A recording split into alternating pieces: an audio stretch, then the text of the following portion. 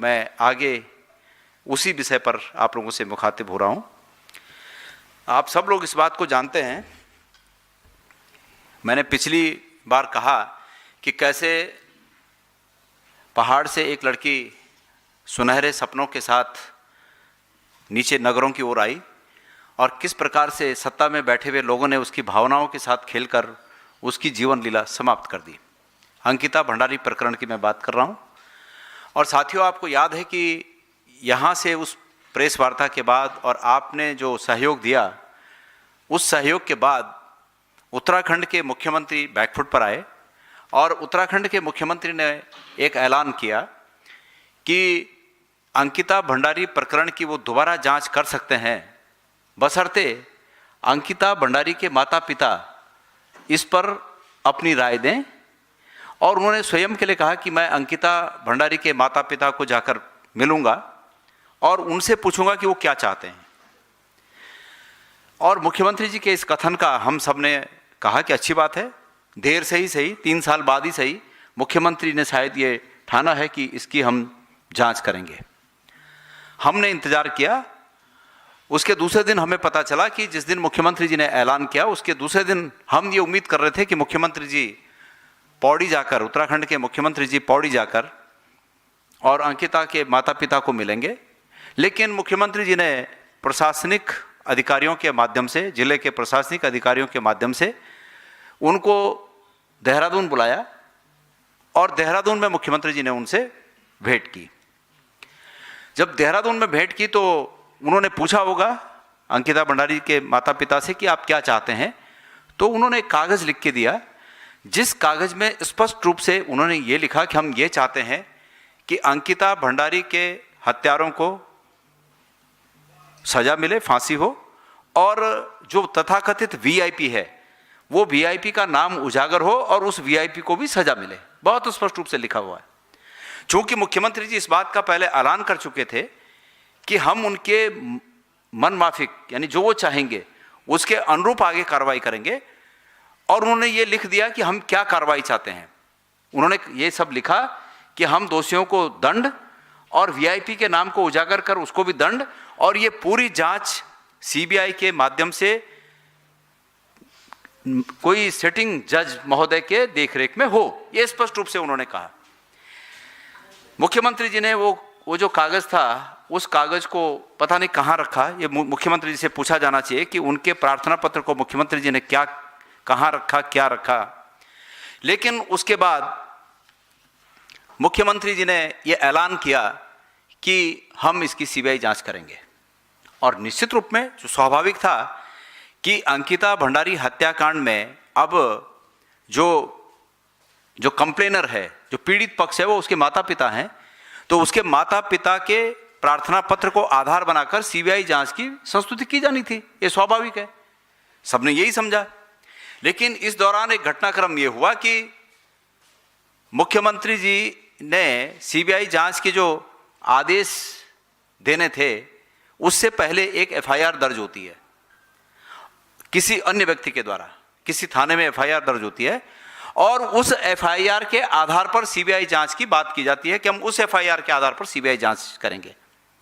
फिर एक बार ये संदेह पैदा हुआ कि उत्तराखंड की सरकार और मुख्यमंत्री पुष्कर सिंह धामी अंकिता भंडारी हत्याकांड की जांच को सीबीआई को सीधे सीधे सौंपने, पारदर्शी तौर पर इस जांच को सौंपने के बजाय इसमें कुछ न कुछ तिकड़म फिर भिड़ा रहे हैं, क्योंकि तीसरे पक्ष से एक एफआईआर दर्ज हुई और उस पक्ष की एफआईआर को आधार बनाकर जांच का आधार बनाए जाने की बात कही गई। अब आज की स्थिति यह है, आज करीब 15-17 दिन बीत जाने के बाद, मुख्यमंत्री जी के ऐलान के बाद 15-17 दिन बीत जाने के बाद यह स्पष्ट नहीं है कि उत्तराखंड की सरकार ने सीबीआई जांच की संस्तुति की है कि नहीं की है। क्यों? क्योंकि इसको कोई नोटिफिकेशन पब्लिक डोमेन में नहीं आया, कोई बात पब्लिक डोमेन में, उनका जो सीबीआई को जो प्रतिवेदन भेजा जाता है सरकार के द्वारा, वो पब्लिक डोमेन में नहीं आया। मैंने कई बार देहरादून में प्रेस वार्ता आयोजित करके इस बात को मुख्यमंत्री से पूछा है कि मुख्यमंत्री ने जो ऐलान किया था कि हम इसकी सीबीआई जांच करेंगे, उसको सार्वजनिक करें कि उन्होंने किया कि नहीं किया। लेकिन अभी तक मुख्यमंत्री जी ने हमारे प्रश्नों का उत्तर देना उचित नहीं समझा, उत्तराखंड की सरकार ने हमारे प्रश्नों का उत्तर देना उचित नहीं समझा। पब्लिक डोमेन में जो प्रतिवेदन सीबीआई को भेजा जाना चाहिए था उसको सार्वजनिक नहीं किया। हम ये भी जानना चाहते हैं कि जो उसमें टर्म्स ऑफ रेफरेंस हैं, अगर भेजा है तो वो प्रतिवेदन अगर भेजा है तो उसमें टर्म्स ऑफ रेफरेंस क्या हैं, उनको सार्वजनिक किया जाना चाहिए। बहरहाल कोशिश जो मुझे पता चला अनऑफिशियली जो कोशिश है सरकार की, वो कोशिश ये है कि एक हाइपोथेटिकल सिचुएशन पे जांच बिठा दी जाए। और हाइपोथेटिकल सिचुएशन क्या थी कि ये जो नई एफआईआर हुई है उसके आधार पर केस को इस तरह बनाया जाए कि क्या कोई वीआईपी था। स्पष्ट रूप से यह हाइपोथेटिकल जो सिचुएशन है उसकी जांच करने का जो मकसद है वो जांच को भटकाना है। क्योंकि हाइपोथेटिकल इसलिए है ये सिचुएशन कि क्या था, ये हाइपोथेटिकल है लेकिन वीआईपी था, ये यथार्थ है। जांच यथार्थ की होनी चाहिए कि इस केस में ये जो कुछ हुआ किसी वीआईपी के लिए एक लड़की की जान ली गई, ये स्पष्ट है। तो जांच इस पर होनी चाहिए थी। जब हमने ये बात कही तो सरकार ने कदम पीछे खींच दिया और आज तक इस बात का पता नहीं चल पाया कि इस जांच को सरकार ने आगे सीबीआई को बढ़ाया, नहीं बढ़ाया। और सीबीआई ने भी इसको एंडोर्स नहीं किया। सीबीआई ने भी कहीं नहीं कहा कि अभी तक उनको सरकार की ओर से इस प्रकार का कोई प्रतिवेदन प्राप्त हुआ है या नहीं हुआ है। तो इसलिए उत्तराखंड जानना चाहता है। मैं दिल्ली में इस प्रेस को इसलिए कर रहा हूं इस प्रेस को कि आप लोगों के माध्यम से जो सरकार इतना, आप लोगों के सहयोग से सरकार इतना बैकफुट पर आई थी कि वो सीबीआई जांच का ऐलान की, उसके बाद उस बात को फिर भुलाने की कोशिश कर रही है ये सरकार कि भाई सीबीआई जांच के लिए उन्होंने प्रतिवेदन दिया या नहीं दिया। तो एक तो ये बात है। दूसरा एक और मामला इसी प्रकरण में सामने आया है। इस केस में मैं समझता हूं कि आपराधिक इतिहास में एक पहला केस है कि आरोपी कह रहा है कि भाई मेरा नार्को टेस्ट हो और सरकार न्यायालय में उस नार्को टेस्ट का विरोध कर रही है कि नहीं, आरोपी का नार्को टेस्ट नहीं होना चाहिए। मेरे पास ये कागजात जो हैं ये न्यायालय की प्रोसीडिंग के उस समय के कागजात हैं जो किसी व्यक्ति ने सूचना अधिकार के तहत लिए होंगे। इसमें ये मामला सामने आया है, जब इसकी स्टडी की गई तो ये मामला सामने आया कि विवेचना के दौरान न्यायालय में जब ये केस चल रहा था, इसके दौरान जो आरोपी हैं उन आरोपियों ने कहा कि भाई उनका नार्को टेस्ट किया जाए। चूंकि अगर पहले तो पुलिस फोर्स मतलब जो अभियोजक पक्ष होता है वो खुद ही भाई कोशिश करता है कि इसका नार्को टेस्ट हो, लेकिन सरकार के द्वारा, मतलब इसमें सरकार बनाम अभियुक्त है मामला, तो सरकार के द्वारा न्यायालय में ये दलीलें दी गई इसके हिसाब से कि साहब आरोपी जो कि करीब स्पष्ट है कि ये आरोपी हैं, अपराधी हैं, ये अपराध में संलिप्त हैं, इसलिए ये नार्को टेस्ट इसलिए करना चाहते हैं कि ये जांच को भटकाने की कोशिश कर रहे हैं, इसलिए इनका नार्को टेस्ट नहीं होना चाहिए। ये कौन कह रहा है? सरकारी पक्ष कह रहा है, सरकार कह रही है। इससे ये प्रतीत होता है कि सरकार को ये डर था कि इस संभावित नार्को टेस्ट से कुछ और राज खुल सकते हैं, और यकीनन उनका ये विश्वास था, सरकार का ये विश्वास था कि इस नार्को टेस्ट से उनके नेताओं के नाम खुल सकते हैं।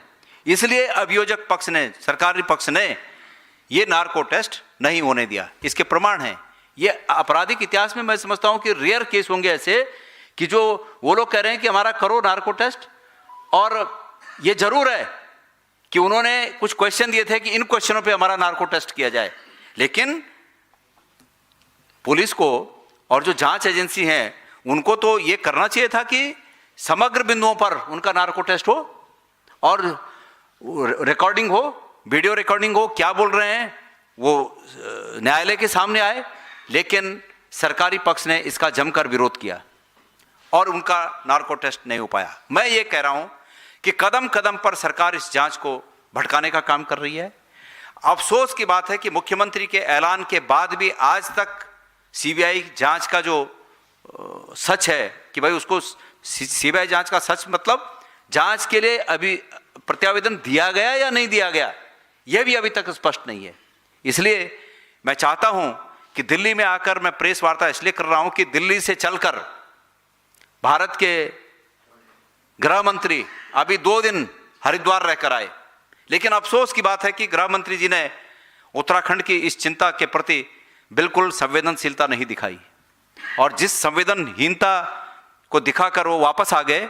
मैं इसलिए दिल्ली चलकर आया हूं कि शायद वो उत्तराखंड की आवाज़ उत्तराखंड में रहकर भले न सुन पाए हों, लेकिन दिल्ली से आप लोगों के माध्यम से उत्तराखंड की आवाज़ सुने, और इसमें सीबीआई को कहें कि भाई आपके पास अगर प्रत्यावेदन आया है तो उस प्रत्यावेदन को